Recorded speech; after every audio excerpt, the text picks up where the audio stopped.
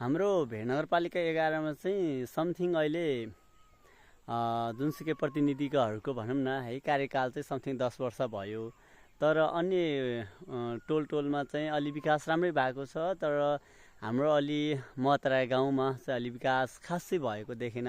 किन भन्दा पार्टी फरक भएको कारणले गर्दा चाहिँ यहाँको जनताहरूले चाहिँ आएको सेवा सुविधाहरू पनि नपाउने, कुनै चाहिँ अब जस्तै बजेटहरू आयो भने पनि एउटा सहमत हुने अर्को सहमत नहुने त्यस्ता बजेटहरू चाहिँ फ्रिज जाने जस्ता कार्यहरू भइरहेको छ। आएको बजेटहरूलाई पनि राम्रोसँग सदुपयोग नगरेर दुरुपयोग गरिदिने होइन, भएकै पानीहरूको लागि पनि व्यवस्थाहरू भएको व्यवस्थालाई पनि चाहिँ उजाड बनाइदिने र अन्य सेवा सुविधाहरू आएको पनि धेरै भ्रष्टाचारहरू गर्ने देखियो। र शिक्षा स्वास्थ्य खानेपानीमा पनि धेरै त्यस्तोहरू देखेको छ।